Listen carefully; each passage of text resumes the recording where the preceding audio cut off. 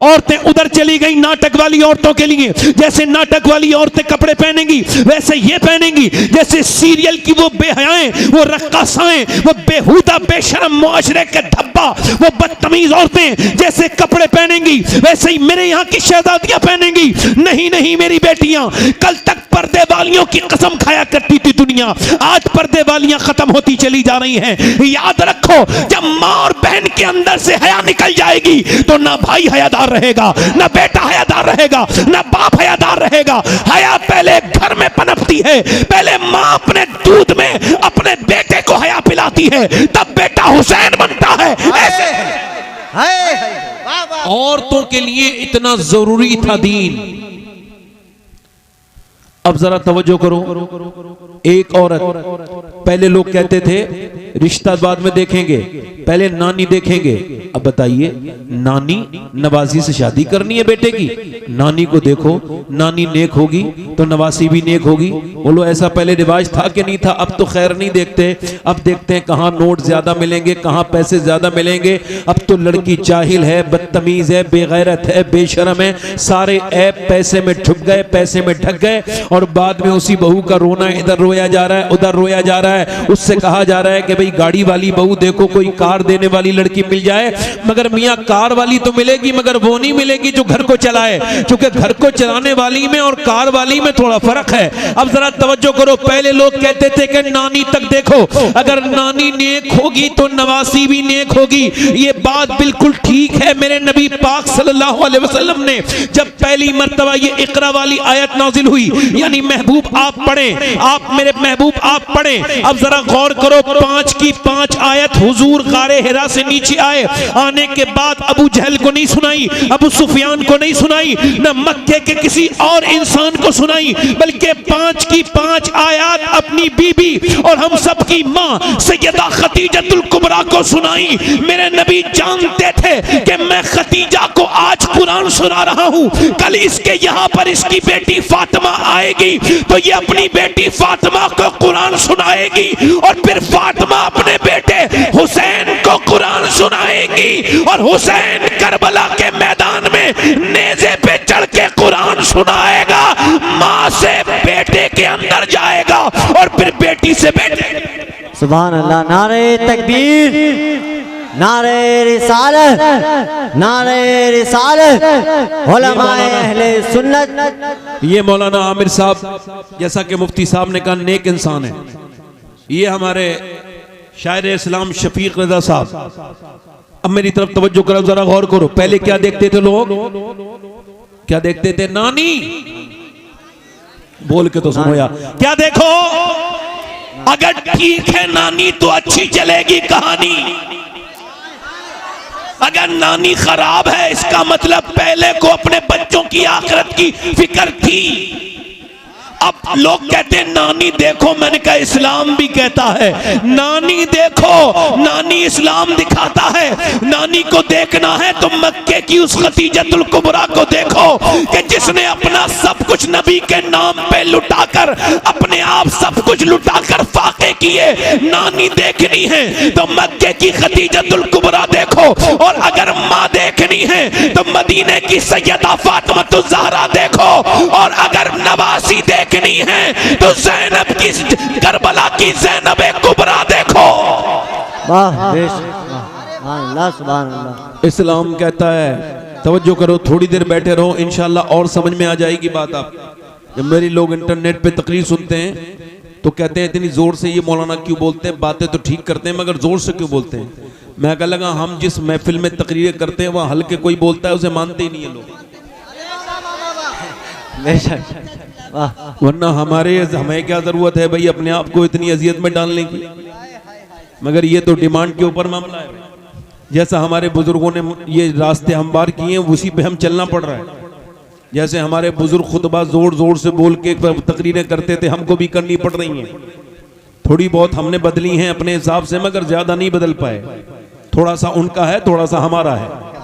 तो जो है कि नहीं, पुरानी यादगार भी इसमें है। अब मैं आपसे अर्ज कर रहा हूं कि माए नेक तो बच्चे नेक, माए तो करती हैं अपने बच्चों को आबाद।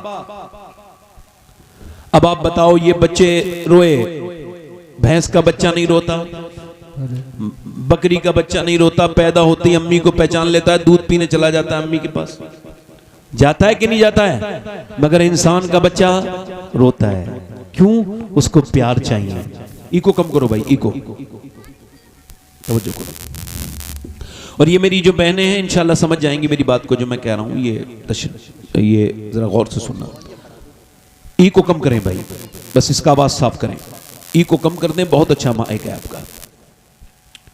अब मेरी बात सुनिए आप, इसका मतलब यह है कि बच्चा अपनी मां को तलब कर रहा है। ये बच्चे जो क्रिमिनल बने, डाकू, डकैत, सप्पाक, कातिल, रेजन, ये दादा, इनके बारे में रिसर्च हुआ। ये बच्चे कौन हैं? क्या ये वो बच्चे हैं जो रोते रहते थे और इनके मां बाप इनको उठाते नहीं थे गोद में, तो इनको प्यार मिला नहीं। तो ये प्यार अब लोगों को, अब कोई कहता है डाकू रहम करो, वो ये क्या होता है? मेरे अब्बा ने नहीं किया। बच्चा रोता है, जब वो सिसके तो उसे जरूर गले लगाओ। अगर मां उस पे जुल्म, मगर अगर मां उस पे गुस्सा कर रही है तो बाप को चाहिए कि प्यार दे, और अगर बाप गुस्सा कर रहा है तो चाहिए कि मां को प्यार दे।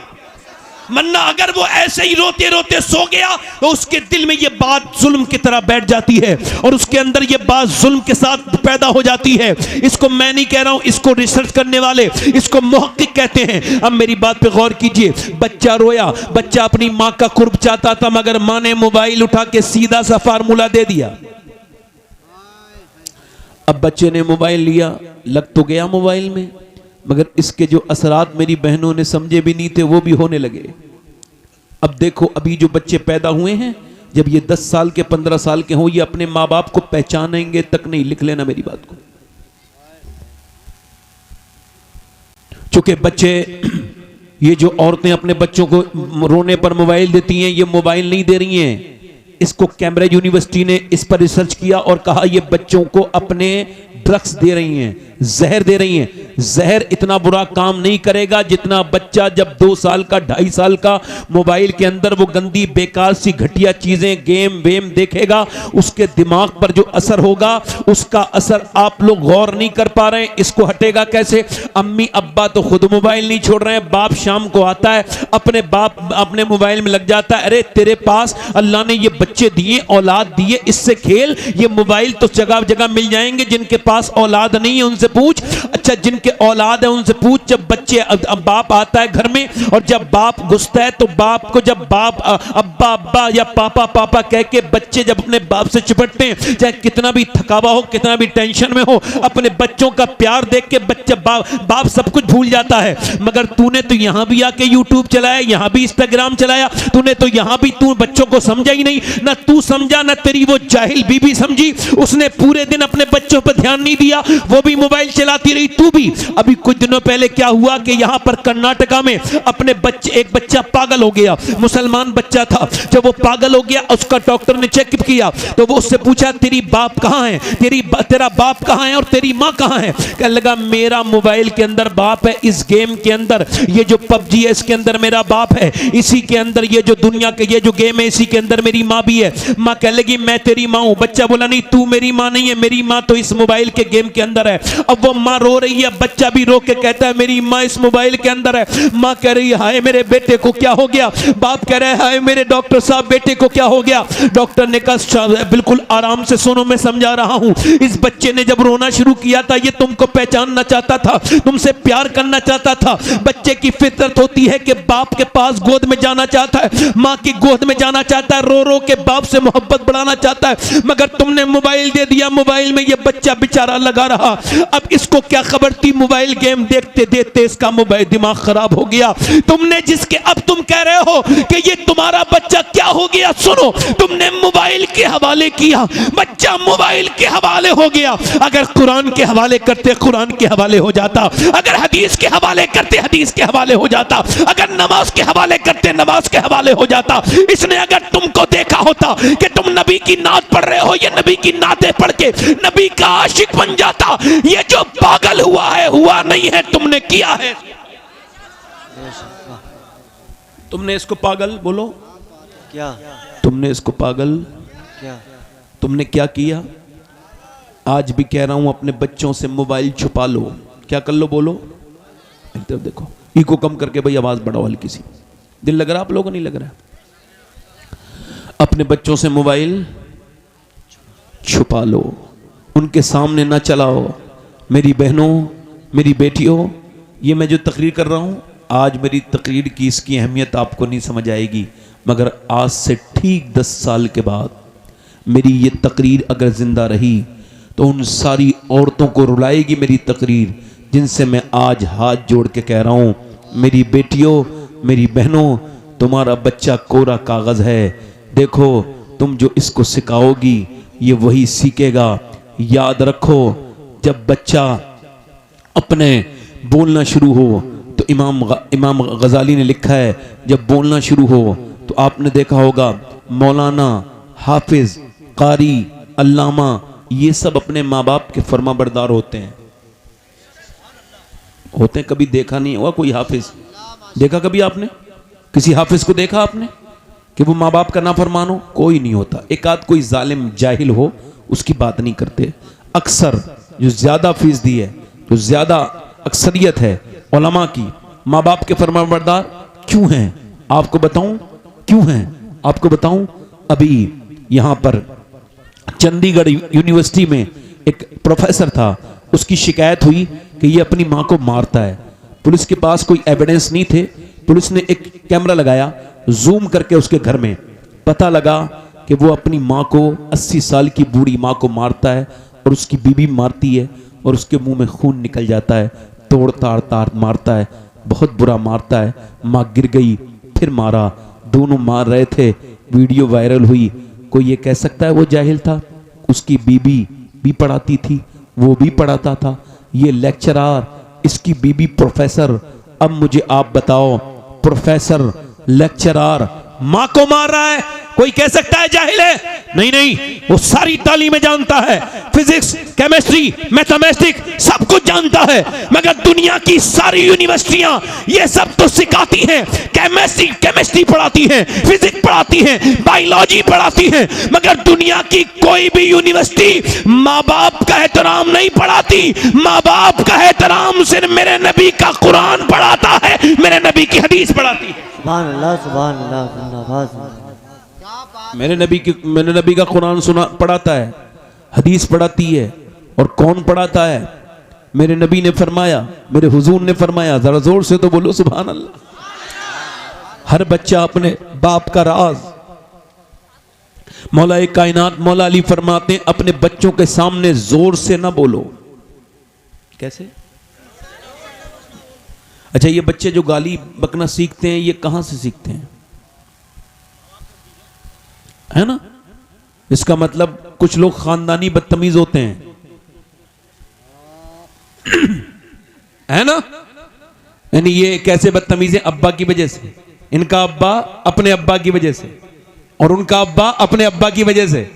जैसे शराफत खानदानों में होती है, ऐसे ही जिहालत भी खानदानों में। अब मेरी बात पे तवज्जो करो। ये तो आपने देखा कि मां ने अपने बच्चों को नहीं समझाया, मां ने अपने बच्चों को नहीं सिखाया, बाप ने अपने बच्चों को नहीं सिखाया, मगर जिन माओं ने सिखाया उनका भी अंजाम देख लो।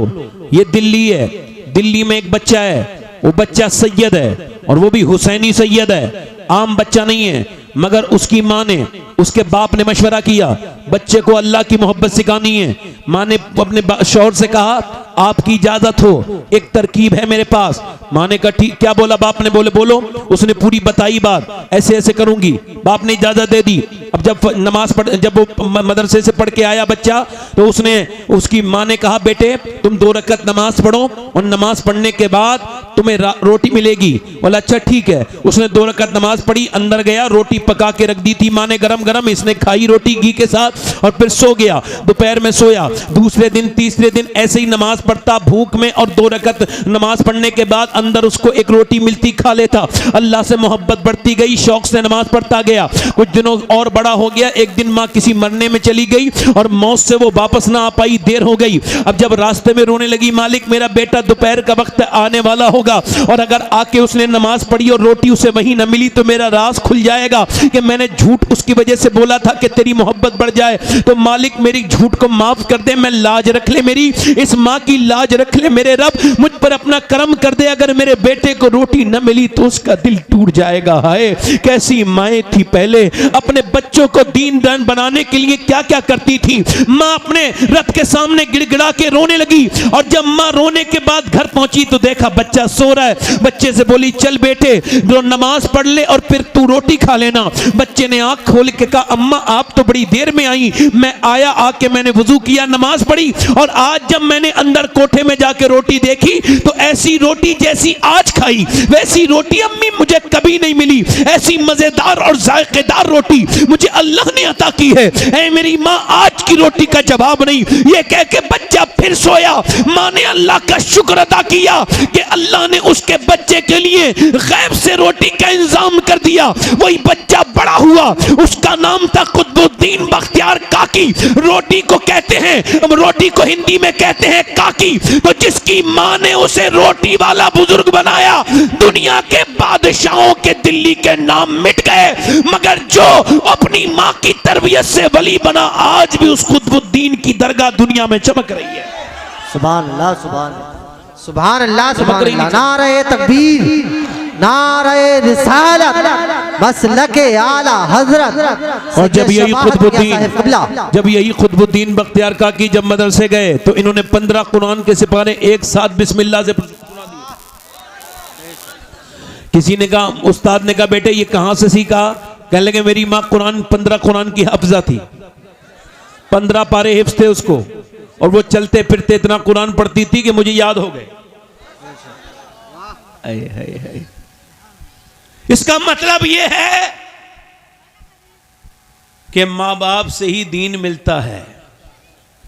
अगर कोई अब तक बेनमाजी है और उसके बच्चे हो गए तो अब उसको चाहिए कि वो नमाज शुरू कर दे, क्योंकि अब तक वो अकेला बेनमाजी था, अब उसकी नस्ल बेनमाजी होने वाली है। ठीक है मेरी बात नहीं समझ आ रही है आपको? मेरी बात नहीं। अब मैं आपसे थोड़ी सी बातें और कर लूं। कुरान एक ऐसी किताब है, अल्लाह की किताब, अल्लाह का कलाम। इस किताब को जिसने भी छोड़ा मुसलमान ने वो बर्बाद हो गया।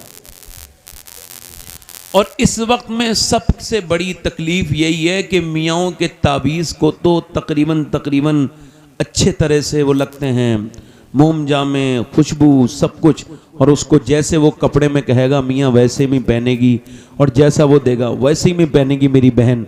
मगर वो कुरान जो मेरे नबी की लाए हैं, अल्लाह का कलाम है, उस कुरान पे गर्द जमी भी है, उसे कोई उठाने वाला भी नहीं मिल रहा। समझ आ रही है आपको? इलाज काहे से हो रहे हैं? इलाज देखो, एक बात बुरा ना मानना मेरी बात का, जब बीमार होते हैं तो सब नहीं मरते, कुछ ठीक भी हो जाते हैं। ऐसे ही अगर किसी मियाँ के तावीज़ से किसी को फ़ायदा हो गया तो इसका मतलब ये मैं समझना मियाँ के तावीज़ में कोई मामला है। अरे 100 जाते हैं तो 90 नहीं ठीक होते, 10 ठीक हो, दुनिया में नाम करते हैं। तो धंधा है, कारोबार है। मेरी बात आपको बुरी लगे कोई मसला नहीं है। ये जो मियाँ लोग बैठे हैं, सबको नहीं कह रहा हूँ, जो बुरे हैं उनको कह रहा हूँ। कुछ जिन्हें बुरा लगे, किसे कह रहा हूँ मैं? हाँ उसे ही कह रहा हूँ। एक मियाँ थे, वो मुझसे नाराज़ हो गए, आपने मेरे खिलाफ तकरीर कर दी। मैं कहा मैं तो आपको जानता भी नहीं। कहने लगे लोग मुझे ही देख रहे थे सब। मैं कहा तो तुम अपनी आदतें सुधारो ना। वो उनके पास गए और जाके बोलो मियाँ कोई हमारी ये लिख दो तावीज़। वो औरत गई, मैं बड़ी परेशान हूँ। तो उसने कहा लाओ तुम्हारी फाल खोलता हूँ। उसने खोली और खोलने के बाद उसमें मिला क्या? कुछ भी नहीं मिला। मगर उन्होंने कह दिया तेरे ऊपर इसने जादू। औरत भी बेचारी इतनी बेवकूफ़ होती हैं कुछ औरतें, सबकी बात नहीं कर रहा हूँ, सारी औरतें भी मेरी बात का बुरा ना मान जाएं, मगर वो कुछ होती हैं बेवकूफ़, उसकी बात मान ली। तो देखो तवज्जो करो, मेरी तरफ गौर करो, तो गौर करो, मेरी तरफ तवज्जो करो। अब वो कह रहा है साहब कि ये इस तरह से, एक हमारा दोस्त है वो एक मियाँ के पास गया, कहने लगा मेरे नाना के बारे में देखो मियाँ क्या मामला है। कहने लगा तुम्हारे नाना की तबीयत ठीक नहीं है, उन पे जादू है। कहने लगा वो तो 2 साल पहले मर गए।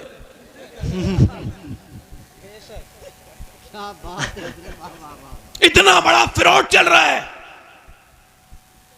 और हमें कुरान ने यह कहा, अल्लाह फरमाता है वनुनज़्ज़िलु मिनल कुरान मा हुवा शिफाउन व रहमतुल लिल मुमिनीन। ये कुरान क्या है? शिफा है और रहमत है। इब्ने अब्बास कहते हैं खाली बदन की बीमारी की शिफा नहीं, ये रूहानी बीमारियों की भी शिफा है और बदन की सारी जिस्मानी बीमारियों की भी शिफा है। इसको पढ़ना चाहिए था, ये कुरान तो अब कोई पढ़ता नहीं। कुरान तो हमारे अंदर से निकल गया। नबी की बेटी हैं, सैयदा हैं, तैयबा हैं, ताहिरा हैं, आबिदा हैं, जाहिदा हैं, खातून जन्नत हैं, सैयदा फातिमा ज़हरा हैं। सैयदा उम्मे सलमा फरमाती हैं मदीने की और औरतों को हमने देखा कि वो अपने बच्चों को लोरियां सुनाती थी, अरबिक लोरियां, वो लोरियां दे दे के सुनाती थी अपने बच्चों को। मगर मदीने में एक सैयदा फातिमा ज़हरा, इन्होंने अपने बच्चों को कभी लोरी नहीं सुनाई, बल्कि ये जब भी सुनाती थी कुरान सुनाती थी। क्या सुनाती थी बोलो?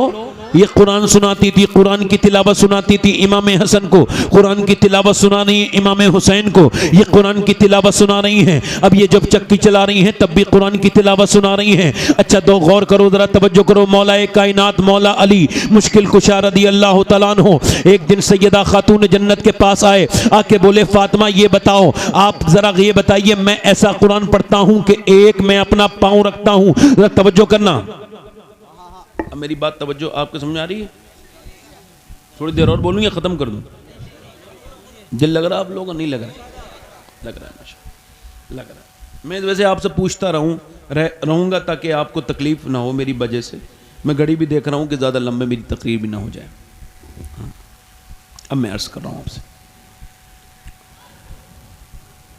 सैयदा उम्मे सलमा फरमाती हैं और औरतें अपने बच्चों को लोरियां सुनाती थी, मगर फातिमा ने कभी लोरी नहीं, हमेशा कुरान सुनाया।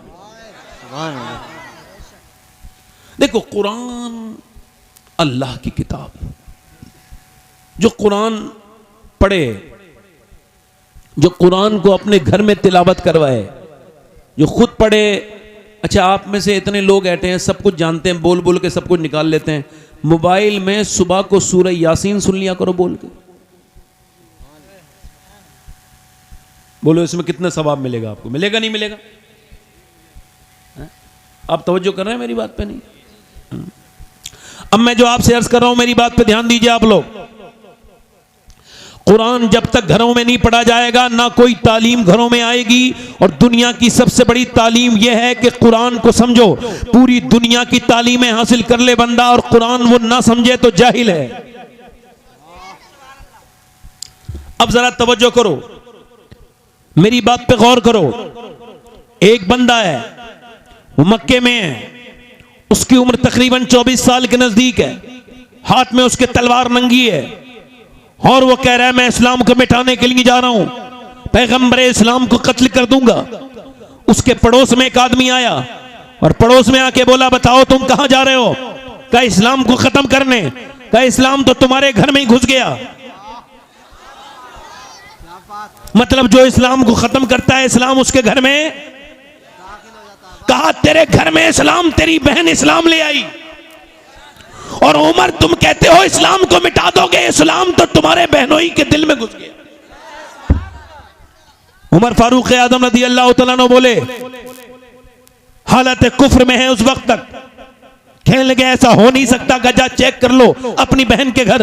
जब बहन के घर की तरफ गए तो कुरान की आवाज आ रही थी, कोई कुरान पढ़ने वाला कुरान पढ़ रहा था। उमर ने जाकर के दरवाजे पे आवाज दी, बहनोई ने दरवाजा खोला और जैसे ही दरवाजा खोला बहन इन्होंने कहा तुमने क्या इस्लाम कबूल किया है? कहा। एक जोर से घूसा मुक्का मुंह पे मारा, बहनोई जमीन पे गिर गए। उमर फारूक आजम रज़ी अल्लाह तआला अन्हु ने फिर और मुक्के पे इधर पे 1 2 3 4 इतने मुक्के मारे कि बहनोई का मुंह पूरा फट गया, बिल्कुल मौत मौत के नजदीक चला गया बहनोई, तो बहन आगे बढ़ के बोली क्या मुझे बेवा करेगा, क्या मैं तेरी सगी बहन नहीं हूं? तो फिर बहनोई को जोड़ के जन्नाटेदार हाथ अपनी बहन के मुंह पे मारा, जन्नाटेदार हाथ मारा है, बहन जमीन पे गिर गई और घूंसे मारे और बहन के मारता गया, यहां तक के इतना मारा उमर फारूक आजम ने के मुंह में से खून निकलने लगा और बहन बिल्कुल निढाल होकर जमीन पे गिर गई। जब देखा कि ये उठ नहीं रही है तो फिर बहन से बोले बता इस्लाम छोड़ेगी? तो बहन शेरनी की तरह उठ के पलटी और बोली उमर तू जिस खत्ताब का बेटा है मैं उस खत्ताब की बेटी हूं, तूने जिस मां का दूध पिया है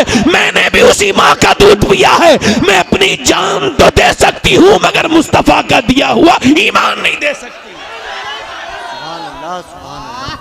मुस्तफा का दिया हुआ ईमान, जल्दी बोलो, मुस्तफा का दिया हुआ ईमान नहीं दे सकती। उमर बोले ये इतनी हिम्मत तुझे कहां से आ गई?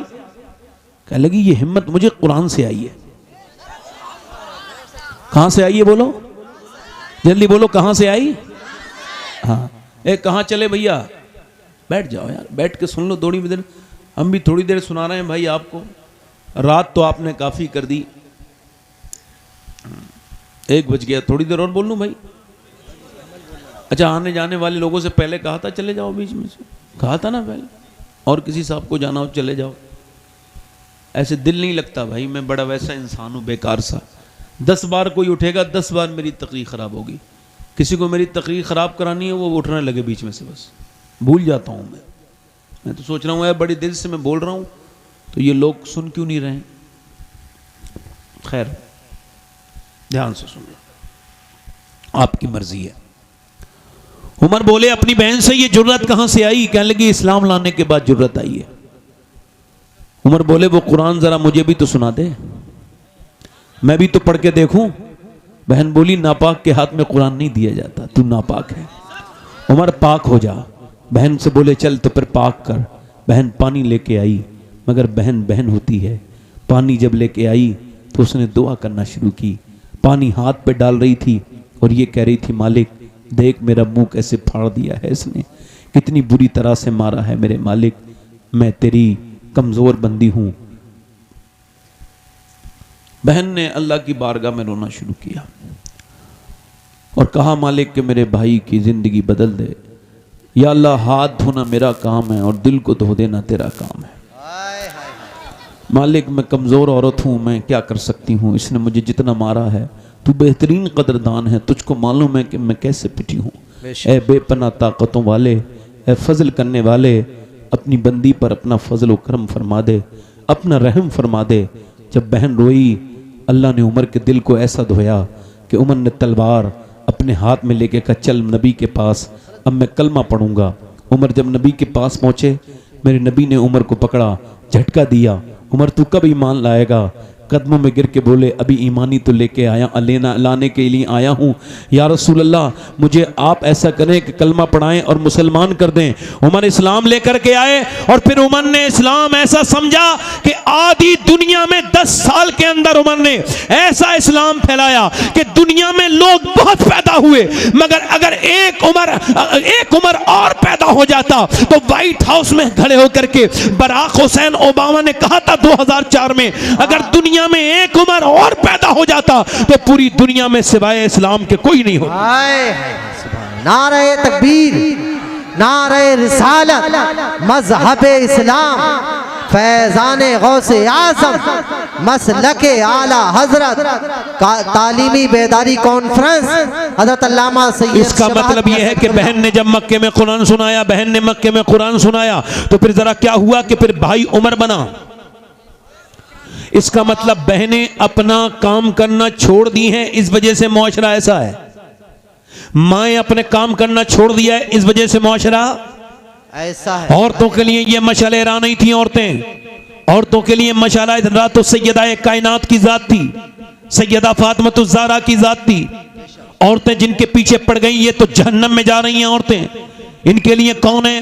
पाकिस्तानी की नाटकों में काम करने वाली वो बेहुदा औरतें, इनको देखती हैं मुसलमान औरतें अपने मोबाइलों में, इनके यहाँ नाटक चलते हैं, इनके यहाँ सीरियल चलते हैं। औरतें सीरियल नाटक देख करके उन्होंने देखा जैसे कपड़े उसने पहने वैसे ही कपड़े इसने पहन लिए। अब बताइए आस्तीन खोलने का रिवाज ये कितना आम हो गया, यहां तक के कपड़े का। हालांकि इस्लाम ये कहता है अगर औरत को वुजू करना है वुजू और उसको ये अपनी आस्तीन खोलनी है, इस्लाम कहता है अगर वहां गैर मर्द उसे देख रहे हैं तो उसको चाहिए कि वुजू ना करे, वो बल तयम्मुम करके बल्कि नमाज पढ़ ले। यानी उसे इजाजत नहीं कि वुजू के भी लिए भी अपना हाथ खोले। औरत नमाज पढ़े तो जरा गौर तो करो, औरतें उधर चली गई नाटक वाली औरतों के लिए। जैसे नाटक वाली औरतें कपड़े पहनेंगी वैसे ये पहनेंगी जैसे सीरियल की वो बेहयाएं, वो रक्कासाएं, वो बेहुदा बेशरम मुआशरे के धब्बा, वो बदतमीज औरतें जैसे कपड़े पहनेंगी वैसे ही मेरे यहाँ की शहजादियां पहनेंगी। नहीं नहीं मेरी बेटियां, कल तक पर्दे वालियों की कसम खाया करती थी दुनिया, आज पर्दे वालियां खत्म होती चली जा रही हैं। याद रखो जब माँ और बहन के अंदर से हया निकल जाएगी तो ना भाई हयादार रहेगा, ना बेटा हयादार रहेगा, ना बाप हयादार रहेगा। हया पहले घर में पनपती है, पहले माँ अपने दूध में अपने बेटे को हया पिलाती है, तब बेटा हुसैन बनता है। ऐसे मेरी अपनी बहनों को समझाएं, ये जो सीरियल की तरफ जा रही हैं, ये जो नाटकों की तरफ जा रही हैं, इनको समझाएं और इनको बताएं और इनको ये बात समझाएं कि इनके लिए जनाब सैयदा फातिमा ज़हरा की जात मशअल राह है। बेशक बेशक। मौला कायनात मौला अली फरमाते हैं, तवज्जो करना, कहते हैं मेरी शादी हुई हुजूर की बेटी सैयदा फातिमा से। किससे बोलो? सैयदा फातिमा से। कहते हैं हुजूर ने अपनी बेटी को रुखसत किया, मैं अपने घर में आया, मेरी बीबी मेरे घर में थी। कहते हैं मैंने अपनी बीबी को देखा, मैंने रोने लगा तो मुझे देख के वो बोली आप रोते क्यों हैं, क्या आपको मेरे साथ निकाह मंजूर नहीं था? तो मौला अली कहते हैं कैसी बात करती हो फातिमा, का फिर आप रोते क्यों हैं? तो फरमाने लगे मौला अली, ऐ मेरी फातिमा बात यह है कि कितनी भी गरीब की लड़की की शादी हो, एक दो जोड़ी कपड़े वो पहन लेती है, उसको दुल्हन का जोड़ा तो ठीक ठाक मिल ही जाता है। एक तो मैं आपके सब्र पे रो रहा हूँ और दूसरा अपने नबी ने जो मेरे नबी ने जो तुम्हारी तरबियत की है उस पे मुझे रोना आ रहा है कि दोनों आलम के मालिक व मुख्तार की बेटी है और उसके जिस्म पर जो कपड़े की चादर शादी वाले दिन पड़ी है उसमें 17 पैमद लगे हुए हैं, मगर हुजूर की बेटी को कोई अफसोस नहीं है, कोई उसके चेहरे पे शिकन नहीं है। हजरत फातिमा उठी, हजरत अली के आंसू पोंछे और कहा मेरे सरताज आप अपना दिल थोड़ा ना करें। मेरे अब्बा फरमाते हैं फातिमा अल्लाह कपड़ों से राजी नहीं होता, अल्लाह तो पर्दे से राजी होता है, सजदे से राजी होता है। सुभान। अब बताइए आप, न कोई बेटी अब गरीब की लेने के लिए तैयार है और न कोई अपने बाप अपनी बेटी की शादी में कम खर्चा करने पे मजबूर है, बेचारा उसको भी खर्चा करना पड़ता है। क्या करें, मुआशरा ऐसा है। मगर ये बताइए आप सब बेटी वाले हो, हम सब बहने वाले हैं। मौला कायनात मौला अली फरमाते हैं रदी अल्लाह तआला अन्हु, कहते हैं मौला अली एक दिन नबी मेरे घर आए और कहा फातिमा चलो मैं तुम्हें बुलाने आया हूं। सुभान। एक दीवार बीच में है, कितनी दीवार बीच में हुजूर के घर में, और फिर बुलाने आए हैं नबी अपनी बेटी को, फातिमा चलो मैं आपको बुलाने आया हूं, अब्बा आप तशरीफ रखें। पानी पेश किया अब्बा, फिर सैयदान से हुजूर ने फरमाया फातिमा चलो, कहा अब्बा मेरे शौहर घर पे नहीं है, वो इजाजत देंगे तो जाऊंगी। सुभान अल्लाह सुभान अल्लाह। अब आप मुझे बताओ आजकल जो तलाक़ें हो रही हैं, आजकल जो घर घर झगड़े हैं, उसमें दोनों तरफ की गलतियां हैं। मैं एक को नहीं कहूँगा, इसमें बाप की भी गलती है कि वो अपनी बेटी पे बेवजह बेटी को अपने उसके घर में इंटरफेयर करता है। मेरे नबी को नाराज हो जाना चाहिए था। फातिमा, अली कौन होते हैं? अली मेरा गुलाम है, मेरा कलमा पढ़ता है, मैंने उसको पढ़ा लिखाया, मेरे पास मैंने उसको पाला है, अली के साथ मैंने तेरी शादी की है, चल मैं अली से बात कर लूंगा, चल तू मेरे साथ। यही तो कहना चाहिए था, मगर नहीं, मेरे नबी बैठ गए, बाप बेटी बातें करने लगे, मौला अली का इंतजार होने लगा। अली कुछ देर के बाद आए, नबी ने फरमाया अली आ गए? या रसूलल्लाह हाजिर। कहा अली, मैं फातिमा को बुलाने आया था, मैंने इनसे कहा कि चलो मेरे साथ, तो फातिमा ने मुझसे कहा मेरे सरताज, मेरे अली नहीं है अब्बा, अगर वो आ जाएंगे अब्बा मेरे सरताज तब जाऊंगी, उनके हुक्म के बगैर नहीं जाऊंगी। मेरे नबी पाक ने अपनी बेटी का पाशानी चूमी और ये नहीं कहा बेटी चल, बल्कि कहा फातिमा तुझे आज भी अपने अब्बा की तालीम याद है, तू अपने बाप की बात को भूली नहीं। ए अली, इन्होंने कह दिया अली आएंगे। अली अंदर गए कमरे में फातिमा तो ज़हरा को लेके, ए फातिमा तुमने ये क्या कर दिया? मेरे नबी ने कहा तुम तब नहीं गई? अर्ज की मेरे सरताज, अगर मैं चली जाती तो इससे मेरे अब्बा नाराज हो जाते। मेरे अब्बा नहीं तो फरमाया था अली के बगैर कहे तुम किसी के साथ न जाना फातिमा, मैं अपने अब्बा। वाह वाह वाह, सुभान अल्लाह, सुभान अल्लाह, सुभान अल्लाह, जिंदाबाद, माशाअल्लाह। मैं अपने अब्बा की फरमा बरदारी कर रही है। वाह, मैं अपने अब्बा की बात मान रही थी मेरे सरताज। आज मेरी बहनें, मेरी बेटियां, और मैं आपसे कह रहा हूं ये बातें अपनी बीवियों को मत बताना। ये हदीस ना, ये हदीस बीवी को बताओगी तो वो गुस्से में उल्टा चलेगी, उसके मिजाज में इस बात को तस्लीम करना नहीं है, उल्टी सीधी बातें करेगी। ये बात अपनी बहन को बताना, अपनी बेटी को बताना, क्या बात है। ताकि तुम्हारी बेटी जाके किसी का घर बना दे, तुम्हारी बहन जाके किसी का घर बना दे। तवज्जो करना मेरी बात पर। मेरी बहनों से पूछना चाहता हूं, कल कयामत का दिन होगा और तुमसे मेरी बहनों हिसाब होगा। मेरे नबी पूछेंगे कि तुमने अपने बच्चों को कैसे तालीम दी। है मेरी बेटियों, तुम्हें तो मेरे नबी ने ये तालीम दी, दुनिया का कोई मजहब वो हक नहीं दे सकता जो नबी ने दिया, और आज नहीं 1400 बरस पहले दिया। अल्लाह के रसूल सल्लल्लाहु अलैहि वसल्लम ने फरमाया कि औरतें उल्टी पसली से पैदा हुई हैं, बाई पसली से, इन्हें सीधा करोगे तो ये टूट जाएंगी। फिर क्या करें या रसूल अल्लाह? उनसे निभा कर लेना, उनसे निभाना, उनकी बुरी बातों को बर्दाश्त कर लेना। पूरी दुनिया का कौन कहता है कि बुरी बातों को बर्दाश्त करना? मेरे नबी ने फरमाया बर्दाश्त करना। और जो अपनी बीबी की सख्ती पर बर्दाश्त करेगा, अल्लाह उसे क़यामत के दिन अय्यूब अलैहिस्सलाम के साथ उठाएगा, उनके सब्र का बदला अता करेगा। मेरे दोस्त, मेरी बहन, मैं तुझसे कहता हूं, बता तुझे किसने ये हक दिए थे मेरे नबी के अलावा? मगर मेरी बहन, तूने तो उसको समझा ही नहीं। तूने तो मेरी बहन मेरी बेटी इसको नहीं समझा, और तू चली गई किस तरफ? तू चली गई अंग्रेज लिबास की तरफ, तू चली गई अंग्रेजों की तरीके की तरफ। तेरे घर से कुरान निकल गया। तू चाहे कैसे ही कुरान पढ़ती है, मगर सुबह को पढ़ा कर, अपने कुरान को मत तर्क कर। मेरी बहन, मेरी बेटी, किसी मियाँ के ताबीज से तेरे घर में बरकत नहीं आएगी। जब तू कुरान पढ़ेगी तब तेरे घर में बरकत आएगी। मेरी तरफ ध्यान दे और मेरी तरफ गौर करें। मेरी बेटियां हैं, आज इस गांव में ये बात अपनी मैं तकरीर की आखिरी कह के जा रहा हूं कि क़यामत का दिन होगा और नबी की बेटी भी होगी और तुम भी होगी, और तुम्हारी अलमानियां भरी हुई कपड़ों की। और नबी की बेटी ने अगर तुमसे पूछा, बताओ कि एक दिन नबी पाक सल्लल्लाहु अलैहि वसल्लम अपनी बेटी के घर पे गए, आवाज दी फातिमा अंदर आ जाऊं। अंदर से आवाज आई, जी अब्बा, अगर तन्हा है तो तशरीफ लाएं। अब्बा तन्हा? मौला अली ने, मेरे आका फरमाते फातिमा मेरे साथ इमरान आए हैं, एक सरदार थे अरब के, वो आए हैं। हुजूर ने फरमाया, तो सैयदा ने अर्ज की, अब्बा उन्हें न लाएं। फातिमा क्यों न लाऊं उन्हें? अब्बा उन्हें न लाएं। फातिमा क्यों न लाऊं? अंदर से आवाज आई, अब्बा आपकी बेटी के पास इतने कपड़े तो नहीं है वो किसी गैर मर्द के सामने जा सके, उसके एक जोड़ी में पैमद लग चुके हैं।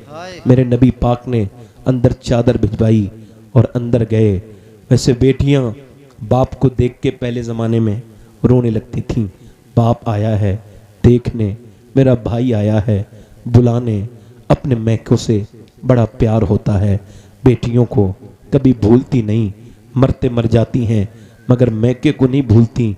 अपने घर की बादशाहत में उन्हें उतना मज़ा नहीं आता जितना अपने बाप की फ़कीरी में उनको मज़ा आता है। मेरे नबी पाक ने अपनी बेटी से पूछा, मेरी फातिमा क्या हुआ है मेरी लाडली, तेरे चेहरे पर बड़ा गमगीन है चेहरा, चेहरा पीला भी होता है, चेहरे में गड्ढे भी पड़े हैं चेहरे में, क्या बात है मेरी सैयदा। अब्बा कोई और बात तो नहीं, बस एक बात यह है कि अल्लाह का शुक्र है। और फातिमा बताना। बाप ने जब कई बार पूछा तो बेटी रोने लगी, अब्बा मैंने 5 दिन से कुछ नहीं खाया, मेरे पेट से एक पत्थर बंधा हुआ है मेरे अब्बा, और कोई बात नहीं है। नबी आगे बढ़े, पेशानी को चूमा, कहा फातिमा आज 5 दिन से कुछ नहीं खाया है, तेरे बाप ने 9 दिन से कुछ नहीं खाया, मेरे पेट से 2 पत्थर बंधे हुए हैं। अल्लाह अकबर, सिजनुल मोमिनीन है ये दुनिया और जन्नतुल काफिर है ये दुनिया। मेरी फातिमा ये मोमिनीन के लिए तो ये कैद खाना है और ये जन्नत है काफिर के लिए। मेरी बेटी अगर तुमने आज 5 दिन से कुछ नहीं खाया तो तुम्हारे बाप को आज 9 दिन हो गए, मैंने आज 9 दिन से कुछ नहीं खाया है। उस नबी की बेटी को क़यामत के दिन हर इंसान को जवाब देना है, मेरी बहनें भी जवाब देंगी। ये मेरी बेटियां, ये मेरी बहनें, ये मेरी लाडलियां, छोटी बहनें, इन सब से कहता हूं कि जब तुम मरोगी उस वक्त में क्या होगा, हुजूर को क्या जवाब। अल्लाह मेरे हिसाब से हुजूर की जब बात हो रही हो तो दूसरी बात नहीं होनी चाहिए, है ना। मुझे बड़ा डिस्टर्ब होता है, स्टेज पे भी जब कोई बात करता है तकलीफ होती है। आला हजरत फाजिल बरेलवी फरमाते थे, जब कोई उनके यहाँ मीलाद की महफिल में अपनी बात करता था, फरमाते तुम्हारी बात इतनी ज़रूरी है कि हुजूर की बात के बीच में बात कर रहे हो। तकलीफ होती है मगर कोई बात नहीं, सारी वजह सामने है, डिक्लियर है, साफ है। मेरी बहनों से ये गुजारिश ही करना चाहता था कि मेरी बेटियों, मेरी बहनों, अपनी ज़िंदगियों में तब्दीली लेकर के आओ। हुजूर की बेटी को भी मुँह दिखाना है, उस सैयदा खतीजा को भी मुँह दिखाना है जिसने इस इस्लाम को पाल के यहाँ कर दिया, जिसने सबसे पहले भी कलमा पढ़ा।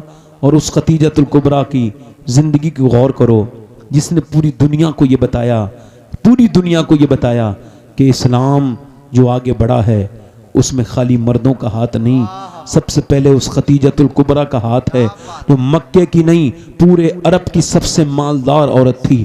मैं मक्के की बात नहीं कर रहा हूँ, पूरे अरब की सबसे मालदार औरत, मगर उसने सब कुछ दीन के नाम पे दे दिया, सब कुछ नबी के नाम पे लुटा दिया। जब उनका इंतकाल हुआ तो मेरे नबी की वो बीबी सैयदा खतीजा, उनका विसाल हुआ तो उनके विसाल की वजह थी भूख, वो फाके की वजह से दुनिया से गई। अल्लाह औरतें जब बेदान होंगी तो मुआशरे में तब्दीलियां आएंगी। मेरी बहनें अगर आज ही कुरान पढ़ना शुरू करेंगी, कल को उनके बच्चों के अंदर तब्दीलियां आएंगी। सुभान अल्लाह। और अपने भाइयों से भी मैं गुजारिश करता हूं कि अपने बच्चों को लेकर के आओ, उनको खुदा के वास्ते कुरान पढ़ाओ, उनको फिर नबी पाक सल्लल्लाहु अलैहि वसल्लम का फरमान पढ़ाओ। अपने बच्चों को हुजूर से मोहब्बत करना सिखाओ, नबी से मोहब्बत करना सिखाओ। अगर नबी से मोहब्बत करना आप लोग नहीं सिखाओगे तो याद रखो फिर कोई फायदा नहीं। हुजूर से मोहब्बत है कि मोहम्मद से वफा तूने तो हम तेरे हैं, ये जहां चीज है क्या लौह कलम तेरे हैं। होना ये फूल तो बुलबुल का तरन्नुम भी ना हो, होना ये साकी तो फिर मैं भी ना हो, तुम भी ना हो, बस में तौहीद भी ना हो, मैं भी ना हो, तुम भी ना हो। आला फरमाते वो जो न थे तो कुछ न था, और वो जो ना हो तो कुछ ना हो। जान है वो जहान की, जान है तो जहान है। बेशक बेशक सुभान अल्लाह। आपको अपने नबी से मोहब्बत करनी है। और आखिरी बातें मेरी जो अब मेरी आखिरी तकरीर को पहुंच रही हैं, आपसे यही कहूँगा मेरे दोस्तों कि अपने बच्चों को खुदा के वास्ते जल्दी से दीन सिखाओ। उनके सामने गाने ना गाओ, उनके सामने नाच गाने की बातें ना करो, उनके सामने मोबाइल पे कोई गंदा तस्वीर ना देखो। तुम जैसा देखोगे वो भी वही देखेंगे। तुम उनको मना नहीं कर सकते हो। अगर आप खुद गाना देखते हो तो बच्चों को कभी मना नहीं कर पाओगे, और अगर खुद गाना नहीं देखोगे तो बच्चे तुम्हें देख के गाना बदल देंगे। मेरे अब्बा गाना ना देखते हैं, क्योंकि बच्चे वो नहीं करते जो आप कहते हैं, बच्चे वही करते हैं जो आप करते हैं। आप नमाज पढ़ेंगे नहीं तो आपका मुंह कैसे मुंह से कहेंगे नमाज पढ़ो? वो कहेंगे अब्बा आप तो खुद नहीं पढ़ते, हमसे क्या कह रहे हो? मगर अगर वो आप नमाज पढ़ेंगे तो इंशाल्लाह वो खुद ही पढ़ना शुरू हो जाएंगे, आपको उनसे कहना भी नहीं पड़ेगा। ये अपनी जिंदगी में तब्दीली लेकर के आइए। यही तब्दीलियों से माहौल बनता है। तकरीरें तो हजार होती रहे, फिर भी अगर इंसान के जहन पे ये बात ना बैठे तो फिर उसको क्या फायदा होगा? ये बात मैं आपसे अर्ज करता हूं मेरे दोस्तों और मेरी बहनों और मेरे भाइयों, छोटे बच्चों, सबसे कह रहा हूं अपने रब से डरना शुरू करो। मुआशरे में ऐसे हालात है दुनिया में कि दुनिया इस्लाम को मिटाना चाहती है, मगर मुसलमानों की आंखें नहीं खुल रही हैं। वो अपने तरफ हैं, उनकी अपना एक माइंड सेट है। मैं ये नहीं कह रहा आप दुनिया को बदलो, खुद बदल जाओ, अपने अंदर तब्दीली लाओ। सुभान अल्लाह, सुभान अल्लाह। बस देखो तुम्हारे गौसुल आजम शेख अब्दुल कादिर जीलानी के पास एक आदमी आया, लगा कोई नसीहत फरमाए मेरे लिए, तो आपने फरमाया तुम्हारे बाप मर गए, कहाँ? दादा भी मर गए होंगे, कहाँ? कहा तो फिर जिसका बाप दादा दोनों ही मर गए हों उनको मैं क्या नसीहत करूं? बाप दादे मर गए, वो तेरे लिए नसीहत नहीं थे? सबसे बड़ी सुन्नत जो नमाज में है, अल्लाह के सामने रोना है, उसके सामने रोया करो, उससे तौबा किया करो, उसके सामने आप झुक जाया करो। मौत करीब आ रही है, हमने कितनों को मरते हुए देखा, आपने कितनों को मरते देखा। मेरे आका फरमाते हैं अगर कोई ये चाहता है कयामत के दिन शोहदा के साथ उठे तो वो दिन में 20 बार मौत को याद किया करे। कितनी बार बोलो? वो मौत को याद करेगा। मौत को याद करे बगैर इंसान नेक नहीं बन सकता। नेक बनने के लिए अपनी मौत को याद करना पड़ेगा कि कैसे मौतें होती हैं। पहले तो नॉर्मल मौतें होती थी, अब तो किसी को देखो पोस्टमार्टम होता है, किसी का कुछ होता है। आप देखते नहीं, 5 जाते हैं, 4 बाहर आ जाते हैं, 1 अंदर रह जाता है। आला हजरत फरमाते हैं हाय गाफिल वो क्या जगह है जहाँ 5 जाते हैं 4 फिरते हैं, 4 अंदर हैं, 5वां उन्होंने मुर्दा ले लिया। अब नीचे वो बिल्कुल बैठक में 2 अंदर हैं, उन्होंने ले लिया तीसरे को। 2 ने पहले जनाजे से लिया और उसके बाद 2 को दे दिया। अब वो 2 उसको अंदर रख के 4 बाहर निकल गए। अल्लाह फरमाते हैं हाय गाफिल ये क्या जगह है जहाँ 5 जाते हैं 4 फिरते हैं, मगर 4 हमेशा नहीं फिरेंगे। आज तुम फिर रहे हो, कल तुम्हें कोई अंदर कब्र में डाल के फिर फिरेगा। मैंने न जाने कितने लोगों को कब्र के अंदर रखा है, मगर मैं अपनी बात कर रहा हूँ, मैंने भी लोगों के चेहरे नहीं देखे कि उनके कबले की तरफ हों। अक्सर के मुंह सीधे रहते हैं, मजबूती के साथ इधर करो तब भी नहीं होते। मगर कुछ 2-3 लोग ऐसे भी देखे जिनको कब्र में रखते ही उनका चेहरा बिल्कुल जो है वो किबले की तरफ हो गया। हजरत बायजीद बस्तामी के पास एक कफन चोर आया, आके बोला हुजूर मुझे तौबा करनी है, मेरे गुनाह बहुत बड़े हैं। आपने फरमाया कितने बड़े तेरे गुनाह हैं? कहा हुजूर मेरे गुनाह बहुत बड़ा है, मैं कफन चोरी करता हूं, क्या अल्लाह मुझे माफ कर देगा? कहा कर देगा। उसने तौबा की।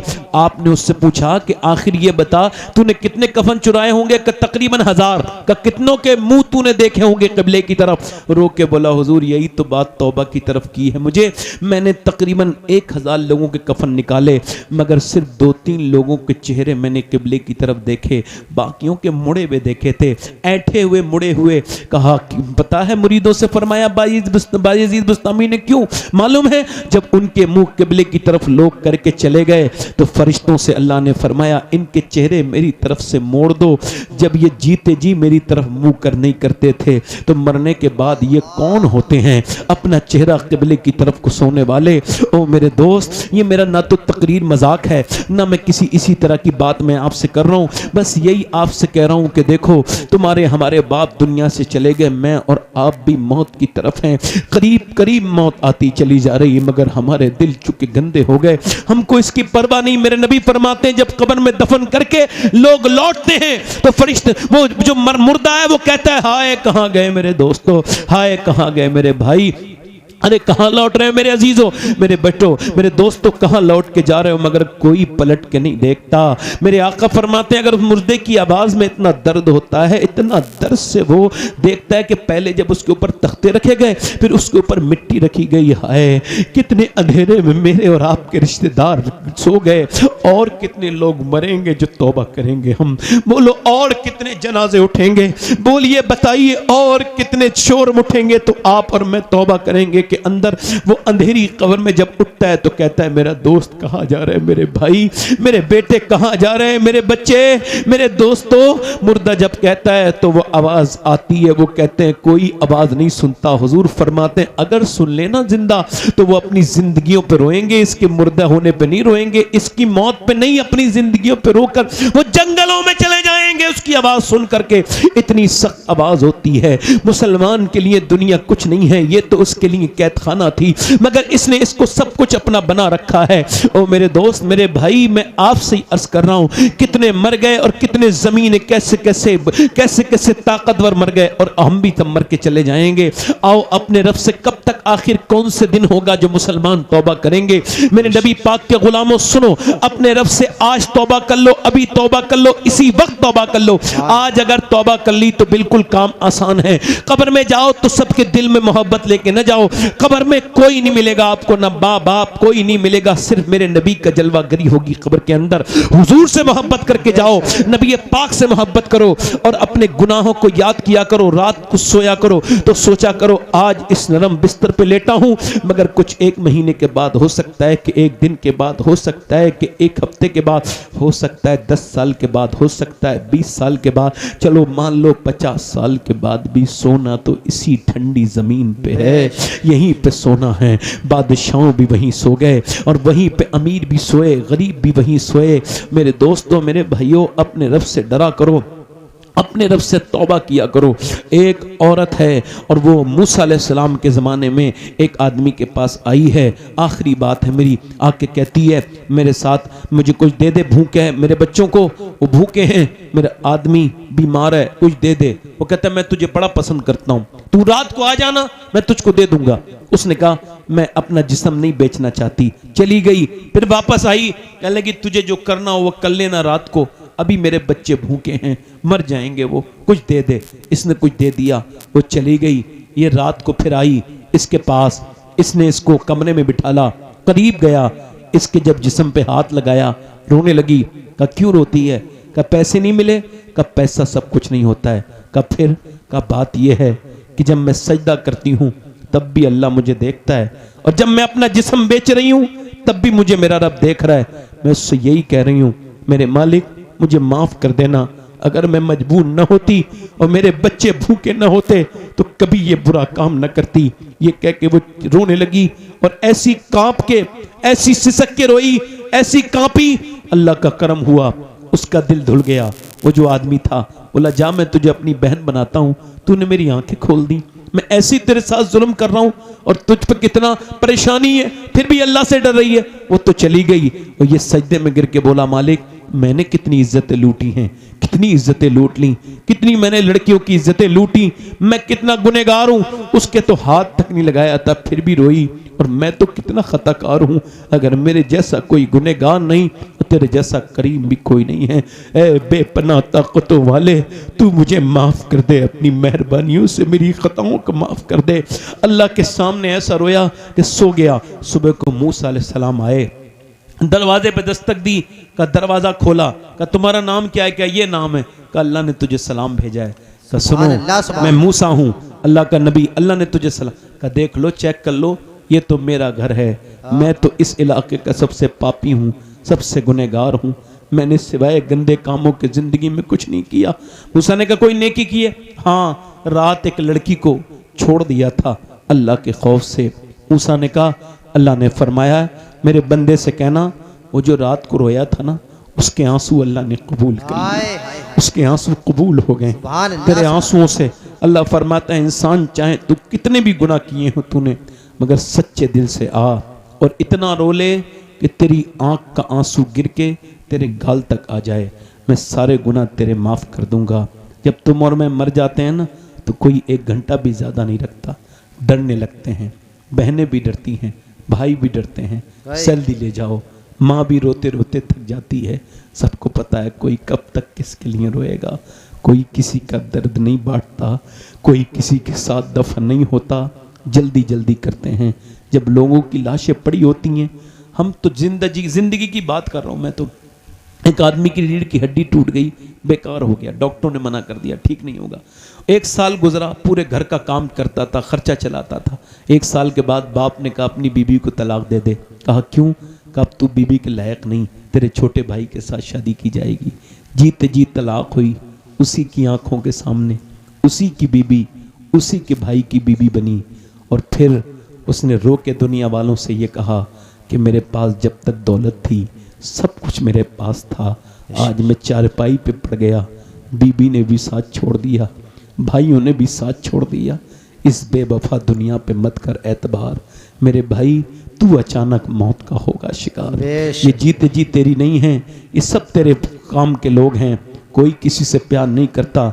देख तो न तेरी बहन काम आई, न तेरा बाप काम आया, न तेरा भाई काम आया, मगर आज जब तू जिंदा है, तू जब कब्र में जाएगा तो कोई नहीं होगा ना, मगर मेरे नबी ने तुझे वहां भी अकेला नहीं छोड़ा, वहां हुजूर तशरीफ फरमा होंगे, मेरे आका कब्र में तशरीफ लाएंगे, वही मेरे हुजूर हैं। 2 हस्तियां ऐसी हैं जिनसे मोहब्बत का हक नहीं अदा हो सकता, एक अल्लाह है, एक उसका रसूल है। अल्लाह जिसने हमें बेशुमार नेमतें दे के मुसलमान बना के अपने हबीब का गुलाम बना के पैदा किया, और उसका रसूल जिसने हमारे लिए दुआएं की। कब्र में हुजूर हमारे लिए आएंगे और हश्र के दिन हुजूर आंसू बहाएंगे। जब तक हम लोग बख्शे न जाएंगे तब तक हुजूर जन्नत न जाएंगे। मेरा इमाम कहता है पेश हक मुजदा शफाअत का सुनाते जाएंगे, आप रोते जाएंगे, हमको हंसाते जाएंगे। मेरे नबी से मोहब्बत करो, उसके रसूल से मोहब्बत करो, अल्लाह से मोहब्बत करो, उसके रसूल से मोहब्बत करो। मेरी तकरीर तमाम हो गई।